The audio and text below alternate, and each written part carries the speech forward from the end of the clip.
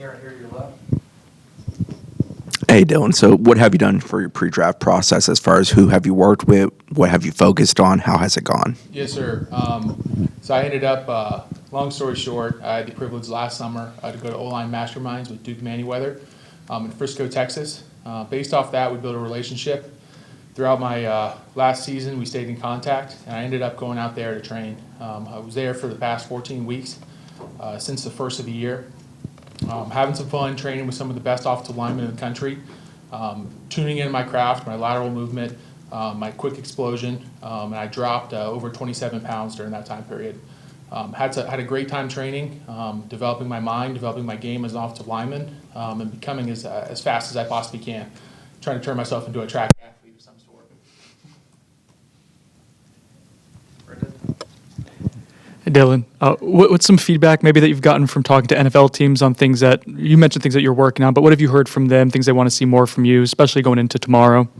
Yeah, so tomorrow means a lot for me. I'm able to put on display some of the things I wasn't able to during season, which of course is moving my feet, moving laterally as fast as I possibly can, and generally just showing my athleticism. I pride myself on being an athlete. My dad was a judo player back in the day, so I have incredible mobility. That quick twitch athletic muscles I've been building my whole life throughout this process is something I'm really looking forward to put on display tomorrow. Dylan, what kind of things do you think you learned during your 2 years with Coach Atkins that might help you? Yeah, I think about my personal brand, right, and being my own Fortune 500 company. And at the end of the day, what I put on display here at Florida State speaks for itself. But what I'm going to do tomorrow should add to that story and allow me to reach those goals I'm trying to achieve. All right, we're going to come to Zoom for a question from Matt Marshall from the Orlando Sentinel. Hey Dylan, how you doing today? Doing wonderful, brother. How are you? Good, good. I want to ask, has any teams reached out to you about maybe doing workouts and things like that for them? Yes, sir. Yeah, I've had a couple teams reach out here locally, and I'm looking forward to hearing some more teams tomorrow. We're going to go to Tyler, last row on the right. Hey, you mentioned working with Duke, and obviously this off-season draft process. What is that like? How is that training regimen different from what you're doing in the season? So it ended up being a lot better of a experience than I could have ever possibly thought of. Right, I had all my meals provided for me 7 days a week. I had access to one of the best training facilities in the country, located at the Star, the Cowboys campus, Sports Academy. Had some of the best trainers, physical therapists, manual therapists money could buy. Trained about 4 times a day, give or take. Was able to do workouts for the past 6-7 weeks since the NFL guys came back. With full groups of NFL offensive linemen. A lot of those guys you see on his Instagram and all over Facebook and all that stuff. But it was absolutely amazing to be able to have that type of experience. Not only working with some of the best guys in this class as offensive linemen go, but being able to work with guys that have been in the league for a number of years, vets, guys that I look up to.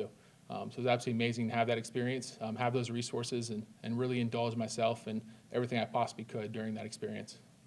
We'll go back to Brendan on your left. With all the work you've done, Dylan, I know you've played through the season, not always feeling great. I guess, how are you feeling now? And what do you think it shows about you as a player that you were able to kind of go consistently, given that you weren't always feeling great? Yeah, so anyone that watches college football or knows college football knows that there's not really time to recover. I've been playing college football for 6 years. So it was absolutely awesome to have this time period to recover, to get myself better, to focus on some of my weak areas, and really just try to stop some of those systematic issues that some players might have. But for me, I was able to take a step back, again, indulge myself in the physical therapy, manual therapy, and all those awesome things they had at their disposal up there at Sports Academy. And I feel better than I have in the past 6 years. I feel like a newborn baby. My joints feel great. I'm jumping real well. I'm moving extremely fast. And I really look forward to putting that on display tomorrow. We'll come back to Ira on your right.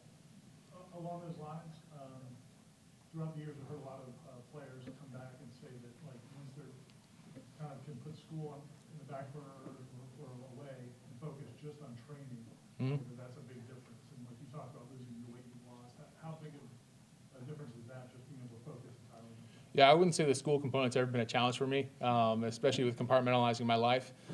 If anything, it just allowed me to reprioritize my time a little bit, indulging in some of the X's and O's and nuances in the game of an offensive lineman, especially in the recovery aspect of things. But again, this time period's been great for me, but hasn't necessarily changed anything that I have been doing. I've been treating myself and living every day like a pro athlete for the past 3 or 4 years since I made that transition in my life, but really hasn't changed much for me. Just reprioritized some certain things and allowed me to indulge in some of the things that really helped me change my body. I'll go to Essen, second row on your left. Dylan, you mentioned, building your own brand at Florida State. What have you learned on the business side of the NFL, talking to coaches, agents, other players in this process as well? Yeah, I mean, we met with all different types of folks in the classroom when I was at Sports Academy with Duke Manyweather. Like Richie Incognito, he came in, and we got to hear about his perspective of his time in the league, time outside, how he, put together his brand, put together all the money that he's brought throughout his lifetime. But it's been incredible to have those experiences, meet with those individuals. What I learned at Florida State, again, is about, the proof's in the pudding. It doesn't matter who you are, it doesn't matter what school you're coming from. If you're able to play football, you're going to play football. Coming from 2 radically different locker rooms compared to Notre Dame to Florida State allowed me to have an experience of coming into an NFL team. I know Florida State isn't an NFL team, but at the end of the day, it allowed me to show what I'm able to do coming into a new culture, proving myself and earning the trust of a program and every single individual on this football team to be able to go out there and perform at the best of my ability. Go back to Brendan, front row on your left. I'm not sure if you've been able to make it out to any spring practices, but before the snap, the offensive linemen are still doing the fist bump. Yep. For you to leave that here and that culturally, I guess, what does that mean for you? Yes, sir. Every day when I wake up in the morning, I'm thinking about how I'm going to be remembered, what my legacy is going to be, and that's something that I've been trying to do ever since I first got here and went to Bobby Bowden's funeral. It's something for me. The offensive line here is in a great spot. I've been watching all the highlight tapes you guys have been putting out for the past couple of weeks at the end of each practice. And it's been incredible to see the development of the offensive line, how Coach Atkins hasn't, stopped and changed his perspective of the way he's treating the guys, and the amount of competition in the room. Once you have success like we did last season, it's really easy for individuals to get complacent in every group. From quarterback to running back to the defensive side of the ball to the offensive line. You can have guys that have been, brought into positions and just assume they have that position next year. But bringing in the amount of talent that Coach Atkins did, and more talent I'm sure is sure to come here in the summer, it's absolutely incredible what he's done. So I really look forward to watching some more of that competition. I've heard some good things from some young guys, surprisingly, and a lot of the old guys are still holding their own. So I look forward to seeing how that competition plans out or plays out. But I'm really proud of those guys, and they're definitely continuing all the work that I did here at Florida State. Now we're going to come back to Zoom for Matt Marshall. Dylan, along those lines, when you look at where Florida State has been and where it's going right now, you talked about your legacy, how leaving the legacy there. What do you think about this program moving forward? Do you think it's fast on track? And how big of a part of that will involve? Yeah, so I've talked about the development of the culture here at Florida State, the ebbs and flows, and what else happened over the past 3 seasons, the 2 I was here and the one where Coach Norvell was here when I wasn't.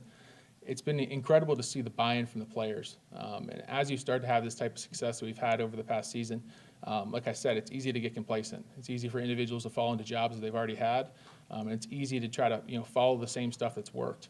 But I'm really excited to see this football team perform, not only in the consistency they bring every single day to practice and getting 1% better, but striving for that extra 1%. What's left out there in space. There's an analogy, it's 1 + 1 = 3.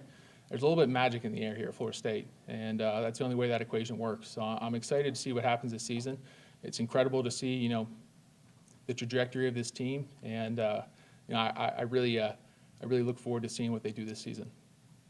I'll go to Bob, second row on the right. Hey, Dylan, good morning. Can you give us an update on Big Man, Big Bar, what you've been doing there of late, and how can it grow as you move into the NFL, too? Yes, sir. So having the platform that I do have, and hopefully will have in the NFL, will just by itself allow Big Man, Big Heart to grow. But my brother, Dillan Gibbons, stepped up towards the end of this football season. It really helped me manage Big Man, Big Heart, allowing me to focus more time on what I'm doing, trying to play NFL football. And he's done an incredible job recruiting ambassadors throughout the state of Florida and planning some really exciting events here this summer with the Florida FWC. We're good? All right, thanks, Dylan. Appreciate you guys.